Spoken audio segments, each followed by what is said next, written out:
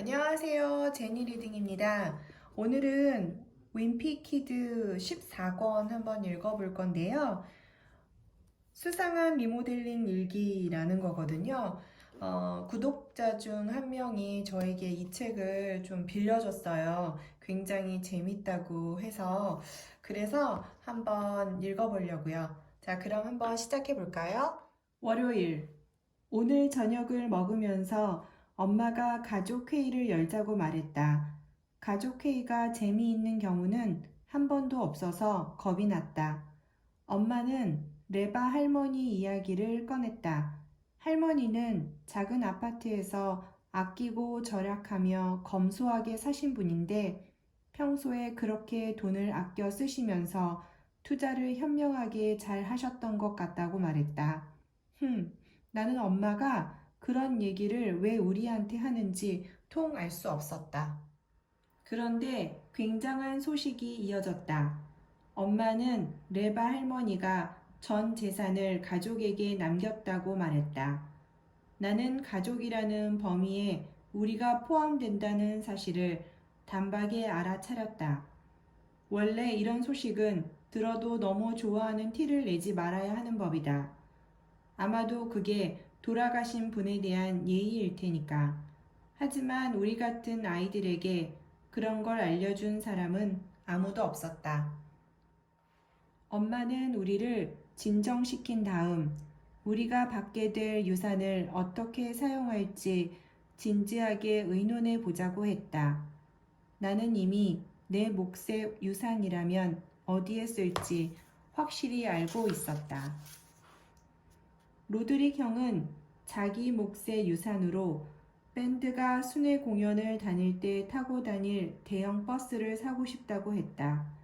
그리고 아빠는 남북전쟁 모형에 세워둘 값비싼 피규어를 사겠다고 했다. 매니는 자기가 받을 돈으로 초콜릿 푸딩을 잔뜩 사서 자신의 방에 가득 채우고 싶다고 했다.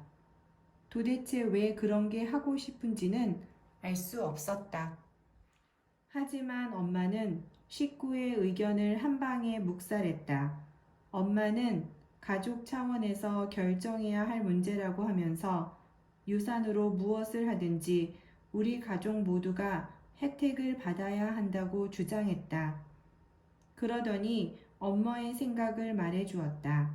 엄마는 유산으로 받을 돈을 리모델링 하는데 쓸 거라고 말했다. 다른 식구들은 그거야말로 쓸데없는 생각이라고 반대했지만 나는 달랐다. 나는 2층으로 달려가서는 내가 꿈꾸던 집의 설계도를 가지고 내려왔다.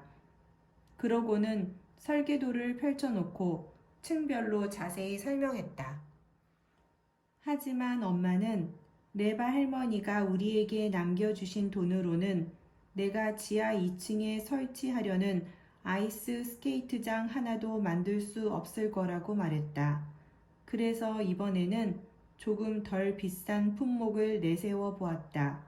예를 들어 변기가 장착된 소파 같은 거랄까? 엄마는 내가 제시한 덜 비싼 품목들도 별로 마음에 들어 하지 않았다. 엄마는 할머니의 유산으로 집을 넓히는 데 쓰면 어떨까 고민하는 중이라고 말했다. 와, 나는 엄마의 멋진 생각에 귀가 솔깃했다. 지금 우리 집 위로 2층이 더 올라가면 우리 가족 모두가 각각 한 층씩 차지하며 살 수 있겠다고 생각했다. 로드릭 형은 집을 넓힐 때 녹음실을 만들어 주기를 바랬고 아빠는 벽을 온통 유리로 만들어 주기를 바랬다. 아빠가 만든 남북전쟁 모형 세트를 이웃에게 자랑하고 싶어서다. 매니도 새로 넓히는 공간을 어떤 용도로 사용하면 좋을지 자기만의 의견이 분명 있었다. 하지만 이번에도 기승전 초콜릿 푸딩이었다. 당연히 엄마는 우리들의 의견을 무엇 하나 마음에 들어하지 않았다. 게다가 새로 넓히는 공간을 어떻게 쓸지 완전히 다른 계획을 세워놨다고 말했다. 엄마는 예전부터 늘 넓은 부엌을 가지고 싶었다고 했다. 그러면서 우리가 받을 유산으로 부엌을 확장한다고 생각하면 정말 신난다고 말했다. 우리 네 사람은 엄마의 생각이 마음에 들지 않았다. 그래서 우리는 새로 생길 공간을 어떻게 활용할지 다른 의견들을 머리에 떠오르는 대로 마구 쏟아냈다. 그러자 이번에는 엄마가 화를 냈다. 엄마는 우리 가족 중에서 레바 할머니에게 감사 편지를 보낸 사람은 엄마뿐이었다면서, 그러니 할머니가 남기신 유산을 어떻게 쓸지는 엄마가 알아서 결정하겠다고 말했다. 어쩌다 보니 가족 회의는 그렇게 끝이 났다. 이래서 친척에게 유산을 남기겠다는 건 결코 좋은 생각이 아니다. 유산은 모두를 불행하게 만들 뿐이다. 나는 이 세상을 떠날 때 땡전 한 푼 남기지 않을 작정이다. 나는 마지막 동전 하나까지 깡그리 쓰고 가겠다. 그러면 남은 가족에게 싸울 거리를 하나도 남기지 않고 죽는 셈이니까. 장담하건대 엄마와 아빠가 유산을 물려준다면 우리 삼형제는 액수가 얼마나 됐건 피 터지게 싸움을 벌일 게 뻔하다. 그렇게 따지고 보니 내 몫을 제대로 받지 못할까봐 벌써 걱정이 된다. 일요일. 언젠가 책에서 봤는데 옛날에는 왕이나 파라오가 죽으면 살아생전 사용했던 물건들도 몽땅 같이 묻어주었다고 한다. 그때는 쓰던 물건을 사후세계로 가져갈 수 있다고 생각했던 모양이다. 만약 내가 쓰던 잡동산이랑 몽땅 같이 묻힌다면 나는 두고두고 후회할 것 같다. 엄마는 내게 세번맞이 대청소를 시키면서 필요 없는 것은 싹 다 버리라고 했다. 처음에는 훌륭한 생각 같았다. 내 물건이 치우고 또 치워도 끝이 보이지 않을 만큼 많다는 사실을 깨닫기 전까지는. 나는 아침 내내 옷장에만 매달렸다. 나도 미쳤지. 무슨 물건을 옷장에 그렇게 많이 보관해 두었던 걸까? 그렇다고 정리해서 넣은 것도 아니다. 이 집에 이사 온 첫날부터 지금까지 툭 하면 옷장으로 던져 넣었다. 옷장을 파헤치다 보니 마치 어린 시절을 들여다보는 기분이 들었다. 옷장으로 깊이 들어가면 들어갈수록 시간 또한 그만큼 오래전으로 돌아갔다. 옷장 앞쪽에 있는 물건들은 내가 지난해에 휙 던져 넣은 숙제나 만화책 같은 잡동사니들이다. 앞쪽에 널브러진 물건들을 치워 나가자 어느덧 까맣게 잊어버린 물건들이 나오기 시작했다. 그 중에는 10번째 생일날 선물로 받은 모형 로켓도 있고 몇 년 전 할로윈 데이에 입은 의상도 있었다. 그 밖에도 옷장 안쪽에는 아직 있을 거라고 꿈에도 생각지 못한 물건들이 수북히 쌓여 있었다. 옷장을 더 뒤져보니 수년 전에 잃어버린 줄 알았던 물건이 나타났다. 내가 초등학교 3학년 때 열심히 모았던 스티커 앨범이었다. 그 시절 나는 스티커라면 눈에 불을 켜고 모았다. 특히 손가락으로 살살 긁으면 향기가 나는 스티커를 좋아했다. 풍선껌이나 솜사탕처럼 달달한 향기가 나는 스티커라면 가리지 않고 모조리 긁어 모았지만 고약한 악취를 풍기는 스티커도 그에 못지않게 많이 모았다. 그래서 동네 아이들이 기린의 똥냄새가 어떤지, 썩은 고기 덩어리 냄새가 어떤지 궁금할 때는 늘 나를 찾아왔다. 언젠가 나는 자서전을 쓸 생각인데 긁으면 향기 나는 스티커도 자서전에 꼭 붙여놓을 작정이다. 그동안 살아오면서 겪은 다양한 순간들을 스티커의 향기로 실감나게 표현하기 위해서 말이다. 옷장 속으로 더 깊이 파고드니 유치원 다니던 시절에 만든 물건도 나왔다. 그 중에는 두꺼운 마분지에 손을 대고 그린 다음 선을 따라 오려서 만든 금붕어도 있었다. 그 시절 나는 미술 시간이 정말 좋았다. 내가 그림 그리기와 만들기를 좋아한다고 놀리는 아이들이 있으면 그 녀석들 얼굴에 반짝이 가루 세례를 퍼부어 줄 수도 있었다. 내가 유치원 다닐 때 엄마에게 주려고 만들었다가 전하지 못한 선물도 옷장에서 찾았다. 색종이로 꽃을 만든 다음 꽃 한가운데에 내 얼굴을 예쁘게 그려서 아이스크림바 막대기에 붙인 거였다. 나는 종이꽃을 만든 다음 작은 화분에 흙을 담고 꽃을 꽂았다. 하지만 엄마에게 그 선물을 주지는 못했다. 그날 유치원에서 집으로 돌아오다가 현관 계단에 발이 걸려 고꾸라지는 바람에 화분이 망가져 버렸기 때문이다. 마침내 옷장 맨 뒷벽에 이르자 드디어 일이 끝났구나 싶어서 반가운 마음이 들었다. 하지만 한편으로는 실망감이 든 것도 사실이다.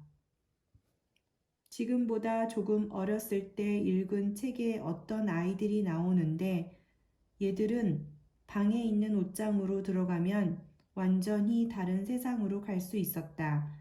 나도 내 옷장에 들어가면 똑같은 일을 겪을 수 있을지 늘 궁금했다.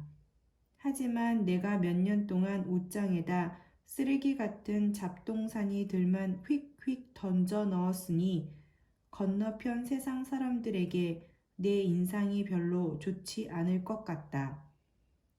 오늘 옷장을 다 비웠다고 엄마에게 말했더니 엄마는 꺼낸 물건들을 세 종류로 나누라고 했다. 하나는 계속 쓸 물건, 두 번째는 기부할 물건, 나머지는 버릴 물건으로 말이다. 어차피 버릴 물건이라면 몇 푼이라도 건지는 게 낫겠다는 생각이 들었다. 그래서 나는 알뜰 시장을 열기로 했다. 내 계획을 말했더니 엄마는 훌륭한 생각이라고 했다. 그러고는 알뜰 시장을 성공적으로 열도록 여러 가지 꿀팁을 소개한 잡지를 건네주었다. 하지만 잡지에서 소개한 방법들은 하나같이 식상하고 고리타분했다. 사람들을 알뜰 시장으로 끌어모을 선전 문구와 전단지 만드는 방법을 자세히 설명한 코너가 있었는데 책에 나온 예시들은 그야말로 하나같이 따분하기 짝이 없었다. 내가 여는 알뜰 시장에 사람들이 제 발로 찾아오도록 만들고 싶다면 사람들의 눈길을 확 잡아 끌 확실한 한 방이 필요하겠다는 생각이 들었다. 그래서 사람들이 혹할 만한 전단지를 후딱 만들어 봤다. 100달러짜리 지폐를 주었어요. 지폐 주인은 서리거리 12번지로 와서 자신의 재산을 당당히 찾아가세요. 나는 전단지를 여러 장 만든 다음 동네 여기저기 붙이러 나가려고 했다. 하지만 현관문을 나서기도 전에 엄마한테 발목 잡혔다. 나는 결국 엄마가 시키는 대로 잡지에 소개된 예시처럼 평범하기 짝이 없는 전단지를 만들어야 했다. 전단지가 완성되자 우리 동네 길가에 있는 전신주에 붙인 다음 내 방에 있던 모든 물건을 아래층으로 질질 끌고 내려갔다. 그러고는 플라스틱 탁자를 여러 개 꺼내어 그 위에 물건들을 진열했다. 할아버지와 할머니 또 나이 많은 친척분들이 준 선물 중에 내가 거들떠 보지도 않은 물건이 무더기로 있었다. 그래서 그 물건들을 탁자 하나에 따로 모아 진열했다. 손주를 위한 기막힌 선물로.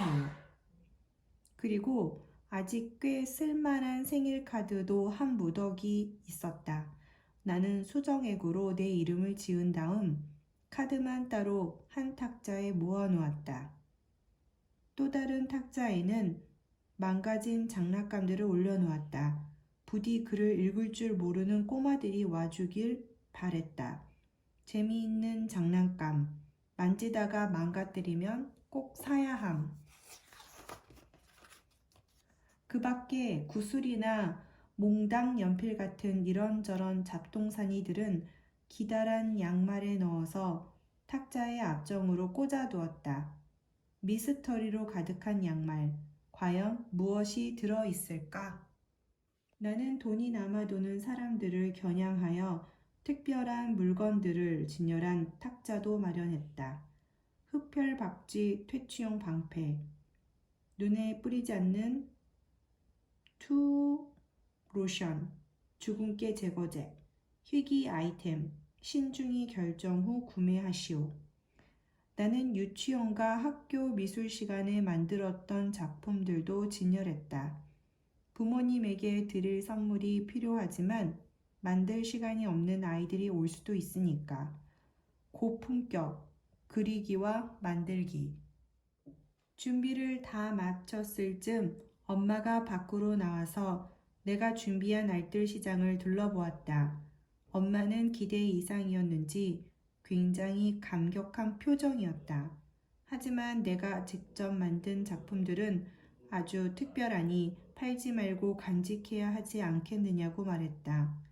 나는 엄마에게 진열품 중에 간직하고 싶은 게 있다면 엄마도 돈을 내고 사면 된다고 말했다.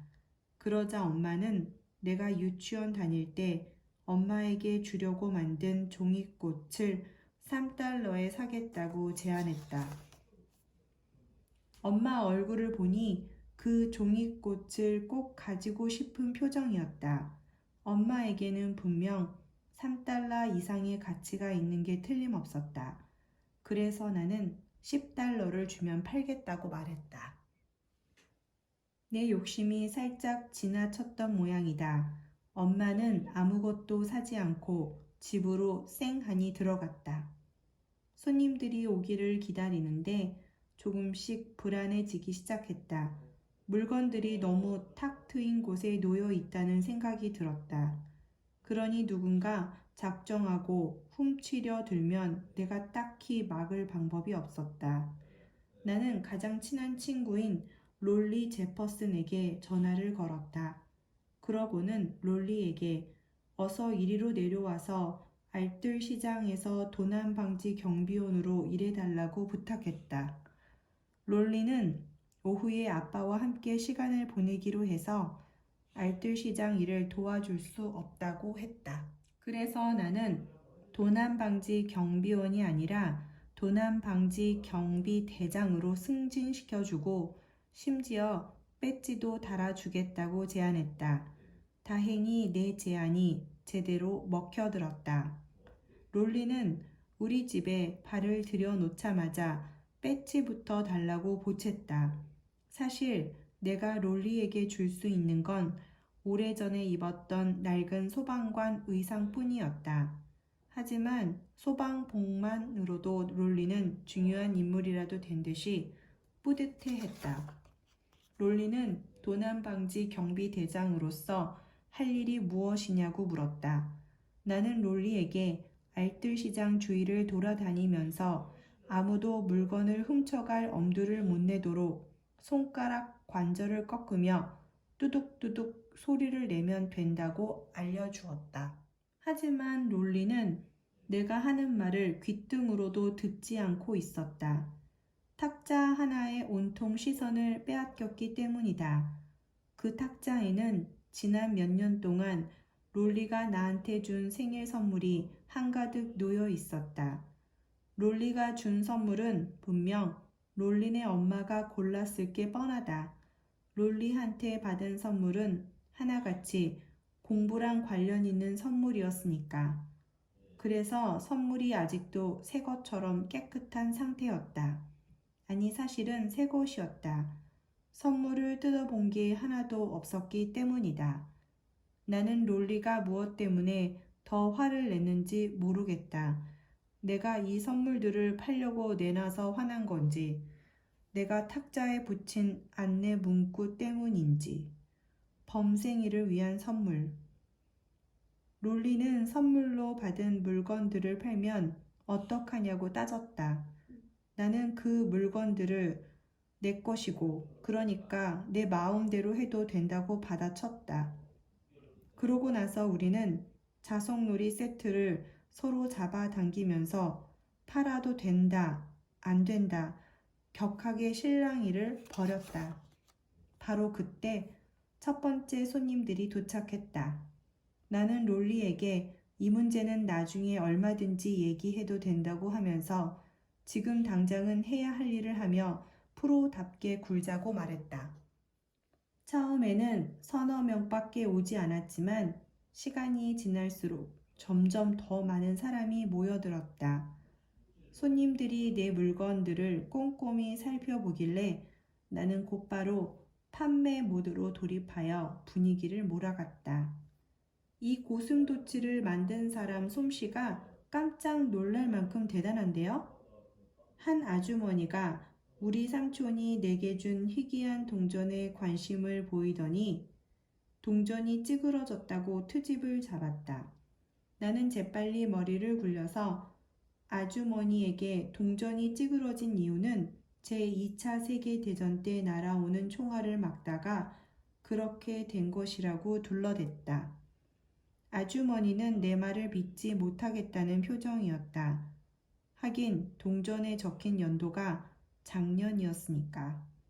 나는 어떻게든 물건을 하나라도 팔아보려고 많은 시간을 쏟았다. 그런데 내가 딴 데 보고 있는 사이에 사람들이 뒤에서 물건을 훔쳐가진 않을지 걱정이 되기 시작했다. 불행히도 내가 고용한 도난방지 경비대장은 전혀 도움이 되지 않았다. 녀석은 자신의 본분을 잊고 자석놀이 세트를 가지고 놀기 바빴다. 나는 롤리에게 당장 맡은 임무를 제대로 수행하지 않으면 해고하겠다고 울음장을 놓았다. 하지만 롤리는 돈을 받는 게 아니니 정식 고용도 아니라면서 눈 하나 깜짝하지 않았다. 나는 아직 물건을 한 개도 팔지 못했으니 지불할 돈도 없다고 설명했다. 그러고는 롤리더러 집에 갈 때 아무 탁자에서든 마음에 드는 물건을 하나 골라가게 해주겠다며 그것을 일당으로 치자고 말했다. 롤리는 내 제안에 꽤 신이 나는 모양이었다. 나는 롤리가 틀림없이 자석놀이 세트를 고를 거라고 생각했다. 하지만 롤리가 곧장 향한 곳은 희귀 아이템이 놓인 탁자였다. 나는 롤리에게 희귀 아이템은 실제로 돈을 낸 손님들만 살 수 있는 물건이라고 둘러대면서 너라면 아마 재미있는 장난감 탁자에 있는 물건들을 더 마음에 들어 할 거라고 꼬드겨 보았다. 하지만 롤리는 내 말을 들은 척도 하지 않았다. 결국 롤리는 흡혈박쥐 퇴치용 방패로 마음을 굳혔다. 그거라면 가져가도 좋다고 허락했다. 왜냐하면 방패라고 이름만 붙였지 사실은 망가진 우산에 불과했기 때문이다. 하지만 이제 롤리는 박쥐가 나타날지도 모른다고 걱정하느라 바빠서 경비 일에 영 집중하지 못했다. 롤리가 망가진 우산을 휘두르며 난리 법석인 동안 어떤 아저씨가 액션 피규어 하나를 피규어 사랑 탁자에서 슬쩍 집어 주머니에 쓱 넣는 모습을 본 것만 같았다. 나는 당장의 아저씨에게 따지러 달려갔다. 하지만 아저씨의 주머니 속에서는 코를 푼 휴지와 자동차 열쇠만 나왔을 뿐이다. 내가 정신을 바짝 차리고 주위를 살피고 있어서 얼마나 다행이었는지 모른다. 그렇지 않았다면 대참사를 맞이할 뻔했다. 우리 집 앞에 소형 트럭 한 대가 멈춰서더니 윌리 거리에 사는 아저씨가 내려서는 내 물건들을 짐칸에 막 싣는 게 아닌가? 나는 아저씨에게 지금 뭐 하는 거냐고 따졌다. 그러자 아저씨는 내일이 쓰레기 버리는 날이라 아무나 가져가라고 물건을 집 앞 보도에 내놓은 줄 알았다고 말했다. 하지만 아저씨에게 알뜰시장이 무엇인지 차근차근 설명할 시간이 없었다. 갑자기 더 큰 문제가 발생했기 때문이다. 하늘에서 비가 내리기 시작했고 손님들은 각자 타고 온 자동차로 돌아가고 있었다. 나는 이렇게 많은 사람을 또다시 알뜰시장으로 불러 모으지 못할까봐 걱정되었다. 알뜰시장에 쏟아부은 노력이 헛되지 않도록 뭐라도 팔고 싶었다. 그래서 나는 이리저리 뛰어다니며 물건값을 낮추었다. 그때 비가 더 세차게 내리기 시작했다. 나는 대범한 결정을 내려야 할 순간임을 깨달았다. 나는 탁자에 있던 물건들을 모조리 상자에 쓸어 담고는 가격을 파격적으로 낮췄다. 하지만 그때쯤은 이미 늦어도 한참 늦어버렸다. 단돈 10달러에 다 가져요. 이 상자 통째로 12달러. 물건을 집 안으로 들여놓지 않으면 죄다 못쓰게 될 게 분명했다. 그래서 롤리에게 들고 있던 우산으로 값이 나가는 물건들을 젖지 않게 해달라고 부탁하고는 나는 이리저리 뛰어다니며 물건들을 차고로 옮겼다. 하지만 롤리는 아무런 도움이 되지 않았다. 롤리는 오늘 근무가 이제 막 끝났다면서 집으로 퇴근할 시간이라고 말하는 거다. 그래서 나 혼자 뒷처리를 해야 했다. 만화책이 든 상자를 차고로 옮기는데 상자가 이미 비에 흠뻑 젖어서 밑바닥이 퍽 하고 터지고 말았다. 물건을 모두 차고로 옮기느라 100번은 왔다 갔다 한 것 같다. 하지만 적거나 말거나 아예 신경 쓰지 말 걸 그랬다. 어차피 거의 다 비에 젖어 못 쓰게 되었으니까. 하지만 아직 팔 수 있는 물건이 딱 하나 남아 있었다. 나는 엄마한테 종이꽃을 3달러만 받고 팔겠다고 제안했다. 하지만 엄마의 마음을 돌이킬 수는 없었다. 자, 이렇게 해서 윈피키드 14권을 다 읽었어요. 너무너무 재밌고 그리고 웃음이 터질 것 같은 거를 정말 억제하면서 읽었었던 것 같아요. 다음에는요, 어른들이 읽는 어린이 동화책이라고 하죠. 어린 왕자를 한번 읽어보겠습니다. 자, 그럼 다음에 저와 또 책을 읽고 싶다면 구독도 눌러주시고요. 내용이 너무너무 좋았다 하면은 좋아요도 눌러주세요. 그럼 다음에 또 만나요.